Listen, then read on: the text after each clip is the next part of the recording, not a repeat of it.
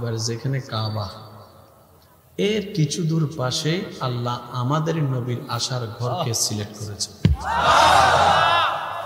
যেটাকে এখন মাকতাবা বানায় রাখা হয়েছে। ভৌগোলিক দৃষ্টিকোণ থেকে আপনি যদি জিনিসটা একটু গবেষণা করেন অনেক কিছুর তথ্য পাবেন। কারণ সিদ্ধান্ত নেওয়ালা যেহেতু আল্লাহ, তার মানে সেখানে অনেক কারণ আছে নাকি? এমনি এমনি যেরকম না, এমনি এমনি এতগুলো গোত্রের ভিতরে আল্লাহ নবীকে পাঠানোর জন্য যে সেই গোত্র নেয় নাই। আমি কেন বলবো, আপনারা বলেন না? কুরাইশের মধ্যে এতগুলো দল থাকতে আব্দুল মুত্তালিবের পরিবারকে আল্লাহ বাছাই করছে। তো নবীজির বাবার নাম কি বলেন না? আব্দুল্লাহ নামটাই বুঝাই যাচ্ছে আব্দুল্লাহ মানে আল্লাহর বান্দা। আশা করি বুঝে নিবেন।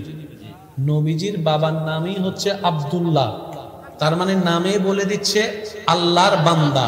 তার মানে নাম রাখে কি নিজের নাম নিজে রাখে নাকি বাপ দাদাই রাখে? বাপ দাদা যদি আল্লাহকে নাম আনতেন,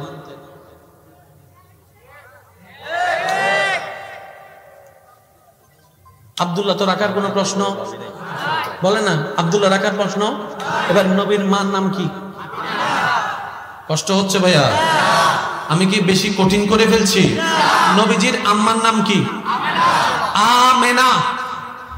আমেনাতুন ফাইলাতুন। আরো জোরে জোরে জোরে।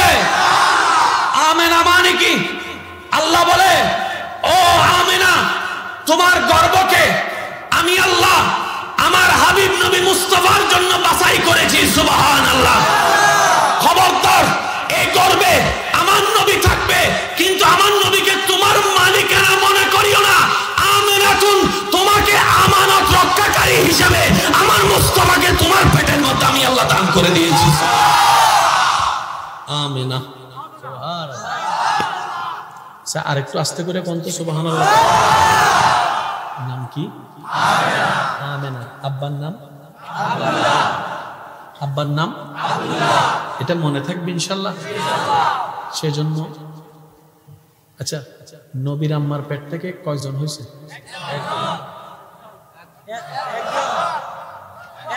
একটু বুঝেন না, একটু বুঝেন না। আল্লাহ পাক বলে দুইজন না, হবে না। যে পেটে আমার নবী থাকছে, অনবীর উম্মত। আর একটু জোরে বলেন না সুবহানাল্লাহ।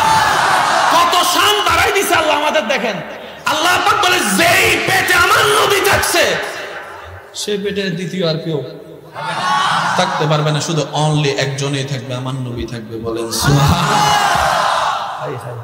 নবীজি যখন আম্মাজান আমেনার পেট মোবারকে আসছেন, আপনারা জানেন তৎকালীন সময় পানি তোলা লাগতো, ওই বালতি থাকতো, রশি থাকতো, টেনে টেনে ওই পানি যখন বালতিতে থাকে তখন রশিটা কিন্তু শক্ত হয়ে যায়। এখানে এটা কি আপনারা কি বলেন? ওই যে দাগ আর কি কর পড়ে যায়, কর পড়ে যায়। আল্লাহ যেদিন আম্মাজান আমিনার পেটে আমাদের নবীকে পাঠিয়েছেন, সেদিন থেকে উনি যেদিকে যেত মেঘমালা ছাতার মতো ছায়া হয়ে থাকে। উনি যখনই কূপের পাশে যেতেন আর রশি দিয়ে টেনে পানি তোলা লাগতো না, পানি আগে থেকেই। ভাই আর একটু জোরে বলেন না। পানি আগে থেকেই উঠে থাকতো। এবার আশেপাশে মেয়েরা কি একা যায় নাকি দল বাইন্দা যায়?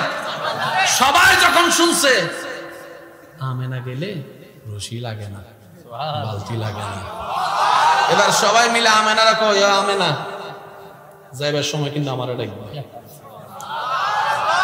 ভাই আরেকটু জোরে বলা যাবে সুবহানাল্লাহ? যাবার সময় আমারে ফালাই, যাইতে পারতা না, আমারে ডাকবা। এ কই আমারে ডাকবা। সবাই গুপ্তচর লাগে রাখতো, আমেনা বাইর হইলে আমাকে খবর দিস, যা। তাকাই রইছে, আমেনা বের হইছে পানির জন্য। সবাই খবর দিকে, সবাই পিছনে। কিরে আপনারা আইলেন করতে? আমি যেদিকে আমরা সেদিকে। কিরে ব্যাপার কি?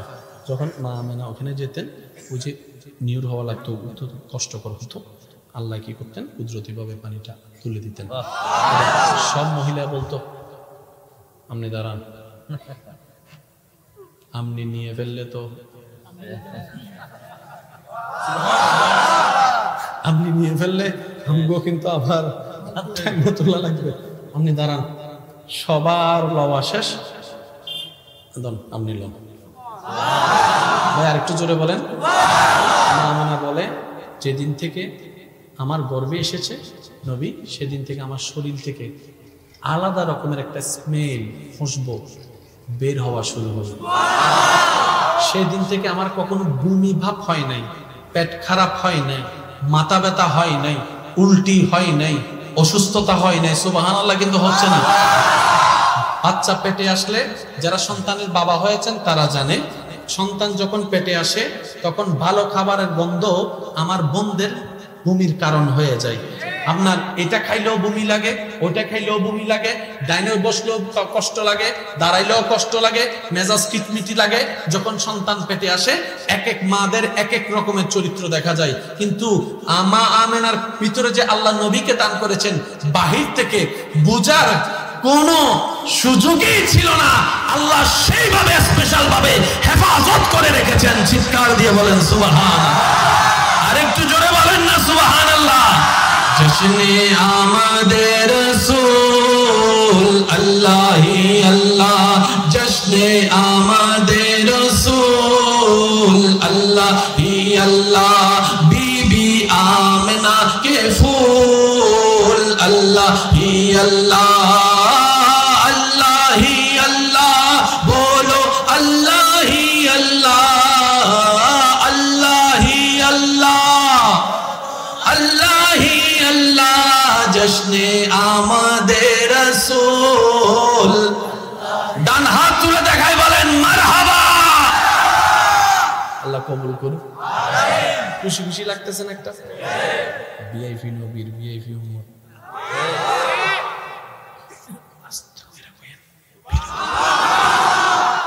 এমন করে কোন যায় না, আসলে বোঝা যায় নবীর উম্মত বসে রয়েছে কোন সময়। এখন না বোঝা গেছে। কখনো চিন্তা করছেন 5 ওয়াক্ত নামাজ যেখানে ইচ্ছে সেখানে পড়তে পারেন, কিন্তু জুমা পড়েন কোথায়? জুমাটা যে মসজিদে সেই মসজিদে পড়েন, কিন্তু ঈদের নামাজ পড়েন কোথায়?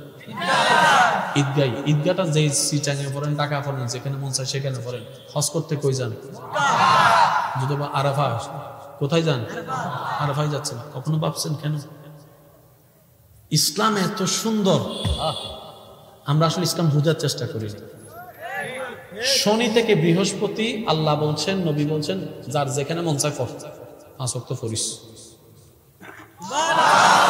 ব্যবসায় হলে ব্যবসায়, চাকরিতে হলে চাকরিতে, যেখানে পারো সেখানে পড়। শুক্রবার যখন আসলো সবাইকে, এবার এই এলাকায় মসজিদ কয়টা? 10টা বলেন না। এই এলাকায় মসজিদ কয়টা? 10টা ধরেন, কয়টা? জুমার দিন 10 মসজিদ ফুল, কিন্তু রাস্তা আলাদা। ভাই বলেন, রাস্তা ঠিকানা আলাদা। কারোর সাথে কারো কোনো দেখা। 10 আপনার শুক্র থেকে, শনি থেকে বৃহস্পতি সবাইকে শুক্রবারে এক জায়গায় নিয়ে আসছে আল্লাহ। সুবহানাল্লাহ। আর একটু জোরে বলেন না। এবার যখন ঈদের টাইম আসলো, আল্লাহ পাক বলে সব মসজিদ থেকে বাইরে এক জায়গায় কর। এবার যখন ইন্ডিয়ার সাথে আমাদের কোনো দেখা, দুবাইয়ের সাথে আমাদের দেখা, এতগুলো মুসলমান বুঝবো কিভাবে? আল্লাহ কয় হজে আয়। যারা রাষ্ট্রবিজ্ঞান নিয়ে পড়ালেখা করেন, আপনারা আমার কথাটা ভালো বুঝতে পারবেন।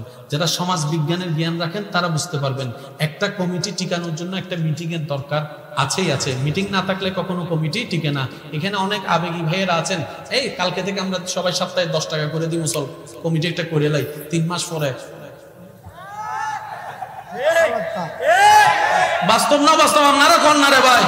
চল কালকে থেকে কমিটি করে বাস আমরা উড়াইলাম, প্রত্যেক মাসে এটা করবো। তারপর 3 মাস পরে ফোন দিল, আমার ডায়রি হয়েছে, ভাবতাম না আইতে।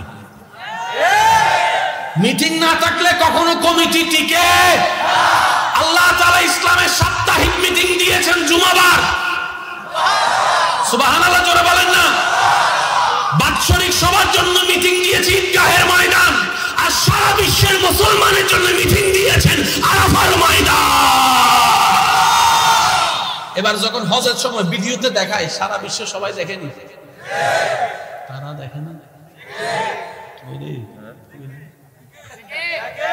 তারা কয় এতগুলা মুসলমান, যুদ্ধ করা যাইতো না, যুদ্ধ করা যাইতো। আচ্ছা, আপনাদের এলাকায় মিছিল হয়নি? মিছিল ভোটের আগে মিছিল হয়েছে না? আচ্ছা, মিছিল দিয়ে কাম কিত, বোর্ডে দাঁড়াই গেছেন, আপনার ছবি টবি লাগিয়ে গেছে, মার্কাও পাই গেছেন, মিছিল হয় না। বেড়া তুই বুঝাস নাই, মিছিল যখন বড় হয় সবার মুখে মুখে হয়, সাপোর্টার বেশি মনে হয়, তখন বিরোধী দল একটু মনে মনে বলেন না, বিরোধী দল মনে মনে। সেজন্য সবাই চাই আমার মেয়ে সবাই ভালো জানবে, সেজন্য সবাই চাই যেমনি হোক মিছিল কি হোক, জোরে বলেন মিছিল কি হোক। পৃথিবীর ইতিহাসে মুসলমানদের হজের মিছিলের মতো, মিটিং এর মতো দ্বিতীয় কোন মিটিং পৃথিবীর ইতিহাসে আর নাই, আর নাই, আর নাই। দুই হাত তুলে বলেন ঠিক কিনা? এটাই আমাদের ইসলাম। সুবহানাল্লাহ কি আরো জোরে বলা যাবে? বলেন তো এটা আমাদের কি? এটা আমাদের কি? এটা আমাদের কি? ভাঙতে চাইলেও ভাঙতে পারবি না তোরা। ফিলিস্তিনের উপর হামলার পর হামলা করতেছস, কিন্তু ফিলিস্তিনি মুসলমানদেরকে দমাইতে এখনো পারে নাই। ছোট ছোট বাচ্চারা পর্যন্ত বলে শাহাদাতের জন্য প্রস্তুত হয়ে আছি, প্রস্তুত হয়ে আছি, প্রস্তুত হয়ে আছি। জানে এসেছে আল্লাহর পক্ষ থেকে, আল্লাহর নামে জান কুরবান করতে রাজি হয়ে আছি।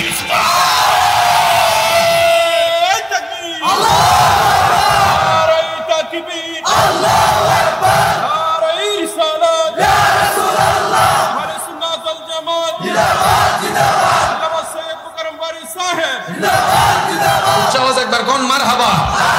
কিন্তু যদি আমাদের সুযোগ থাকতো যাওয়ার,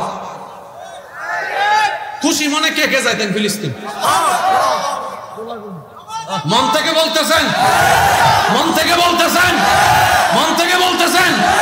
জান যাবার কোনো ভয়, হাত কাটার কোনো ভয়, প্রাণ যাবার কোনো ভয়, রক্তাক্ত হওয়ার কোনো ভয়, পরিবার হারানোর কোনো ভয়। এই জজবাটাই আল্লাহ মুসলমানকে দিয়েছে, আর কাউকে দেয় নাই। সুবহানাল্লাহ। এটা ধরে রাখবেন, এটা ধরে রাখবেন। আমি আপনাদেরকে একটা জিনিস দেখাই, প্র্যাকটিক্যাল জিনিস দেখাই। আমার মুখে মুখে বলেন আকাশ। ফুল বলি আমি, শেষ ভালো যা সব ভালো, তার জন্য বলেন আকাশ, বাতাস, গাছ, নদী, সাগর। এতগুলা যে চিল্লাই বলছেন, শরীরে কোনো ফিল আসছে? শরীরে কোনো ফিল আসছে?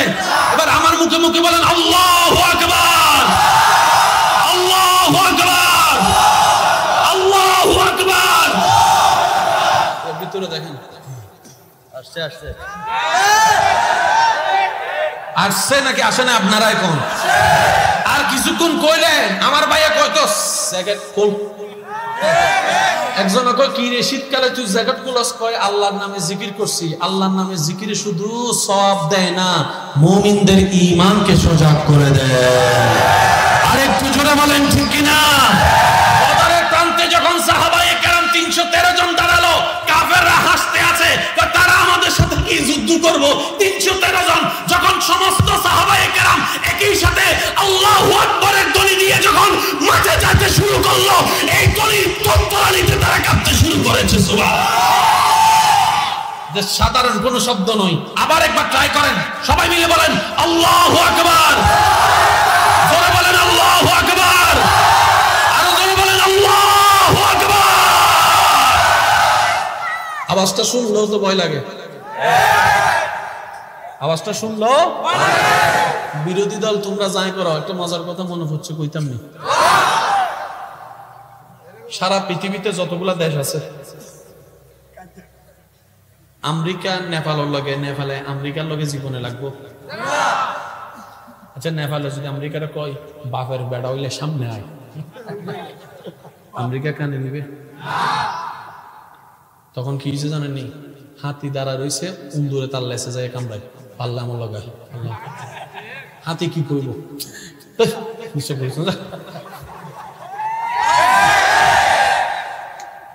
আর্জেন্টিনার বিপক্ষে তো এনে খেলা একটু জমতো। ব্রাজিলের বিপক্ষে পড়ছে নেপাল, বন্ধুরও কই সাবিডি, এবার ব্রাজিল এমনি জিততে গেছে, যাই লাভ। খেলা হইতে হবে টক্করে টক্করে, কিও ঠিক নিও, বুঝার জন্য বলছে। এবার একটু খেয়াল করেন, ইসরায়েল আর ফিলিস্তিন বাহ্যিকভাবে শক্তিশালী কে? বলেন না, বাহ্যিকভাবে শক্তিশালী কে? দুর্বল কে? যুবক ভাইরা এই কথাটা একটু নোট রাখবেন, তাহলে অনেক কিছুর উত্তর আপনারা এখানে পেয়ে যাবেন। ক্ষমতাগতভাবে পাওয়ারফুল ইসরায়েল, ক্ষমতাগতভাবে দুর্বল ফিলিস্তিন। জনসংখ্যা বেশি ইসরায়েলের, ডলার বেশি ইসরায়েলের, অস্ত্র বেশি ইসরায়েলের, পারমাণবিক বেশি ইসরায়েলের, বিভিন্ন বড় বড় দেশের সাথে বন্ধুত্ব ইসরায়েলের, টাকা বেশি ইসরায়েলের, তেল বেশি ইসরায়েলের, ব্যবসা বেশি ইসরায়েলের, মানুষও বেশি ইসরায়েলের, সব দিক দিয়ে স্ট্যান্ডার্ড ইসরায়েল। ফিলিস্তিন সেই তুলনায় কিচ্ছুই না। কেন নয়? প্রায় 47 থেকে 50 বছরের যুদ্ধ করে আর কত টিকবে? কিন্তু এখনো পর্যন্ত ফিলিস্তিন দখল করতে পারছে? কেন? কখনো ভাবছেন জিনিসটা? 1000 জন মানুষ যদি 10 জনকে যদি ছাপাই ধরে, জায়গা তেমনি শেষ। কিন্তু তারা এমন প্রত্যেক বছরে মারে, প্রত্যেক বছরে মারে, প্রত্যেক বছর। কিন্তু ফিলিস্তিন, ইসরায়েলে কয় কি তারে এত বছর যদি আমেরিকার লোকও যুদ্ধ করতাম, আমেরিকাও ফঙ্গু হয়ে বসে থাকতো।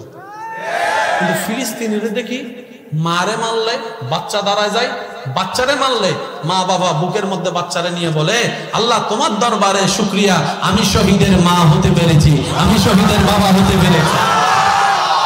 ইসরায়েলে চিন্তা করে আমি তো 10 জনকে মাইরে 100 জনকে ভয় দেখানোর চেষ্টা করতেছি, তারা যেন বলে যে না ওইটার ফোলা মারা গেছে, খবরদার তুই যাইস না, তুইও মারা যাবি।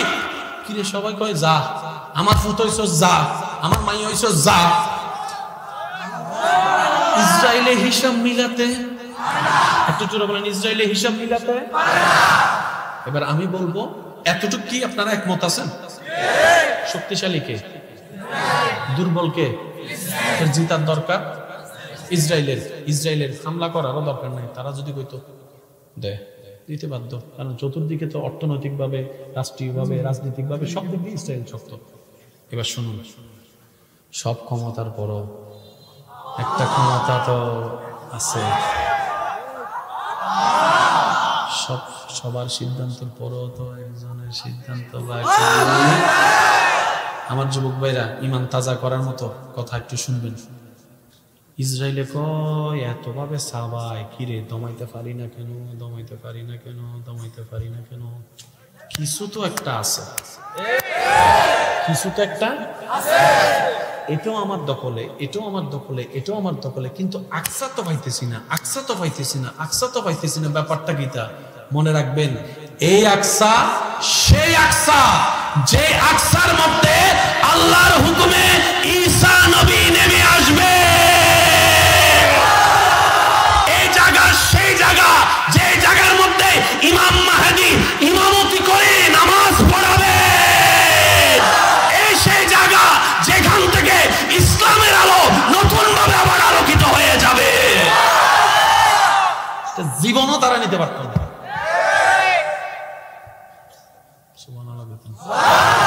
হাজার চেষ্টা করলো, তারা লাইটা বরাদ্দ করছে, হাজার চেষ্টা, আরো 1 কোটি বছর করলো।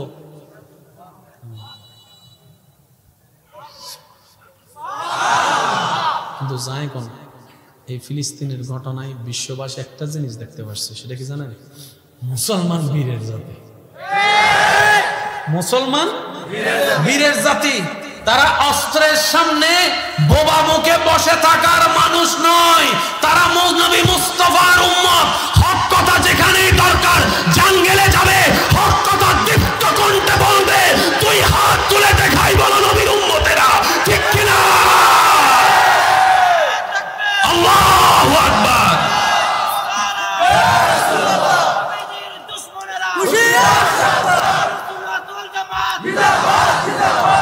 ফিলিস্তিন মনে থাকবো না? আপনি ফিলিস্তিনের মসজিদটা দেখছেন না? আকসা, সোনালী গম্বুজ দেখছেন না ছবিতে? এটা কিন্তু আকসা মসজিদ না। আকসা মসজিদের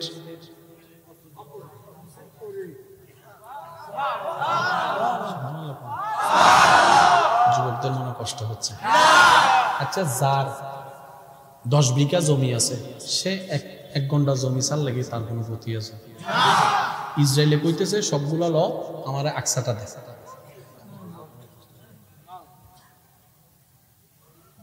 সবকিছু ল আমার আকসাটা দেয়। এটার কারণ কি জানেন? আকসা হচ্ছে এমন একটা মসজিদ যেটার সাথে নবী মূসারও সম্পর্ক, নবী ঈসারও সম্পর্ক, নবী দাউদেরও সম্পর্ক, নবী ইউসুফেরও সম্পর্ক। ওই যে আপনারা ওই ডেভিড বলে দাউদ, ঈসাকে বলে যিশু, আছে না? এই মসজিদটার সাথে অন্যান্য নবীদেরও সম্পর্ক আছে। এখন আমরা তো নবী রহমতুল্লিল আলামিনের দলে, তারা কেউ ঈসা নবীর দলে, তারা কেউ মুসা নবীর দলে। তারা কয় আমরা কি তাদের থেকে ছোড়নি? মুসলমানরা কয় মসজিদে আমগো, তারা কয় না আমাদেরও। এ লাগছে জামিল এই জায়গায়। তবে এখানে একটা আল্লাহর বড় দয়া আমাদের উপর হয়েছে, শুনবেন? নামাজ ফরজ হওয়ার পরে 17 মাস সমস্ত মুসলমান নামাজ পড়েছে আকসার দিকে। এখনো যদি আকসা আমাদের কেবলা থাকতো তাহলে যুদ্ধটা সারা বিশ্বে লেগে যেত। আমি যুদ্ধের বিপক্ষে বলছি না। নবী একদিন আকসার দিকে নামাজ পড়তে পড়তে বারবার আসমানের দিকে তাকাচ্ছে। শেষ ভালো যার, সব ভালো তার। জোরে জোরে বলতে হবে সুবহানাল্লাহ। আমাদের নবী নামাজের বাইরে না ভিতরে? যুবকরা একটু আওয়াজ দেন, বাইরে না ভিতরে? এত শানওয়ালা নবী পেয়েছি। দেখেন নবীজি নামাজের ভিতরে বারবার আসমানের দিকে তাকাচ্ছে, আসমানের দিকে তাকাচ্ছে। আপনি আমি আসমানের দিকে তাকালে আমাদের নামাজ, আমাদের নামাজ, নবী আসমানের দিকে তাকাচ্ছে, নামাজ পড়ছে, আসমানের দিকে তাকাচ্ছে, পিছনে সাহাবায়ে কেরাম মুক্তাদি হয়ে নামাজ পড়ছেন। এই দৃশ্যটা, এটা কোরআনে বলার কোনো দরকার আছে? আল্লাহ এই দৃশ্যটা পর্যন্ত কোরআনে বলে দিয়েছেন। কোরআন আওয়াজ দিয়ে বলে, কদ নারা তাকাল্লুবা ওয়াজহিকা ফিস সামা। ও নবী, আপনি নামাজের ভিতরে বারবার কেন আসমানের দিকে তাকাচ্ছেন? আপনার রব জানেন। কোন হাফেজ ভাই আর থাকলে আমাকে একটু মনে করে দিবেন, যেটা কোন সূরার কত নম্বর আয়াত, যদি একটু আমাকে হেল্প করতেন। মনে আছে? কদ নারা তাকাল্লুবা, আমার ছুটে গিয়েছে। যদি কোনো হাফেজ ভাইদের মনে পড়ে একটু আমাকে জানাবেন। নবীজি কোথায় নামাজের ভিতরে আর বাইরে শব্দটা বলেন। নবীজি নামাজের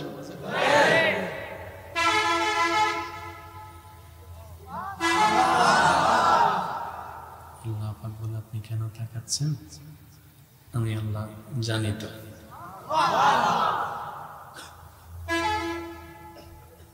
আকসার দিকে নামাজ পড়তেছেন, ওইটাকে কিবলা হিসেবে আপনার পছন্দ হচ্ছে না? কত কত 144 নম্বর আয়াত না সূরা বাকারা নাকি? 144 নম্বর আয়াত দেখেন। জি 2 নম্বর পারার প্রথম পৃষ্ঠা। আল্লাহ পাক আমার ভাইয়ের জ্ঞানে আরো বরকত দান করুন। হাফেজ হইলে একটা লাভ, চাইও পারি নাই, কিন্তু আমগো করে ছোটটা হাফেজ হয়ে গেছে। আসলে নসিব কন্যা চাইলে সবকিছু পারা।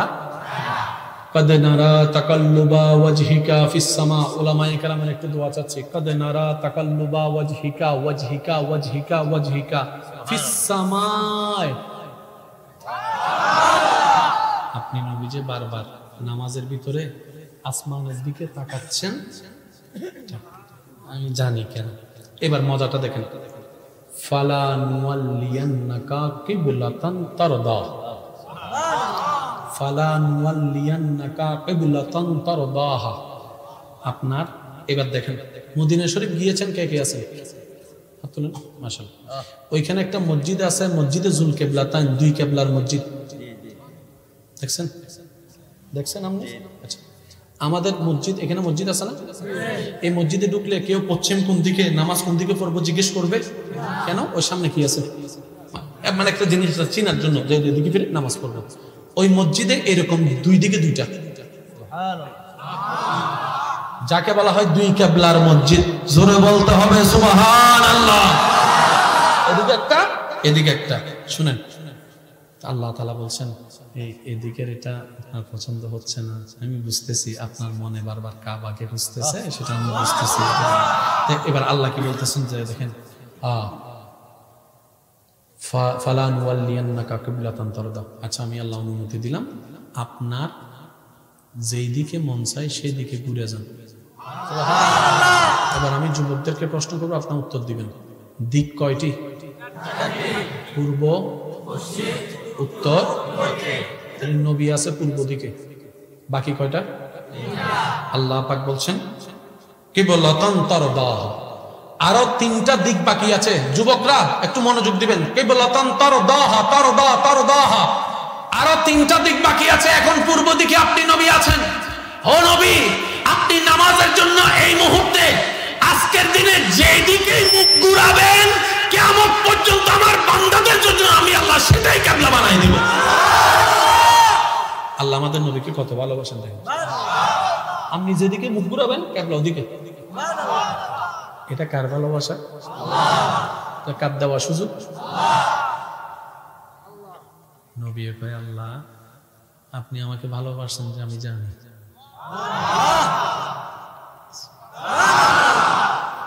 আমি যা চাই আপনি আমার তা দিবেন সেটা আমি জানি। আপনি আমাকে মায়া করে অনুমতি দিচ্ছেন 3 দিকে যেদিকে ঘুরে যেতাম অনুমতি, এটা আপনার দয়া। কিন্তু আমি নবী তো আপনার হুকুম ছাড়া একটা কদম করি না গো আল্লাহ। আপনি ডাইনে বললে আমি ডাইনে যাই, আপনি বামে বললে আমি বামে যাই, আপনি মক্কায় থাকতে বলছেন আমি মক্কায় থাকছি, আপনি তাইফ গেছেন আমি তাইফে গিয়েছি। আমি আপনার হুকুম ছাড়া লড়বো না, আমি আপনার হুকুম ছাড়া লড়বো না। এবার আল্লাহ তাআলা বলছেন আমি জানি নবী আপনাকে 1000 সুযোগ দিল, আপনি সুযোগ ব্যবহার করবেন না, এটা আমি জানি। এবার আল্লাহ বলছেন ফাওয়াল্লি ওয়াজহাকা শাতরাল মসজিদিল হারাম, আমি আল্লাহ রায় করে দিলাম ওই কাবার দিকে আপনি মুখ ঘুরাই নেন, মুখ ঘুরাই নেন, মুখ ঘুরাই নেন।